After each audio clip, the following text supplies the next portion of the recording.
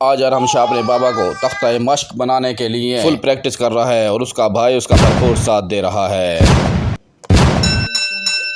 और इन नन्हे मुन्ने फरिश्तों का साथ देने के लिए मैं भी तख्ता मश्क बनने के लिए तैयार हो गया। Ladies and gentleman, welcome to the world heavyweight charpai championship. Look at that, oh my God, सीधा बाबा के ऊपर जंप कर दिया और लगता है बाबा के पेट की सारी हड्डियां टूट गई होंगी, चकनाचूर हो गई होंगी। और अरहम शाह अपना पहला कामयाब जंप करने के बाद दूसरे सुपर फ्लैश यानी कि आखिरी दाव लगाने के चक्कर में है।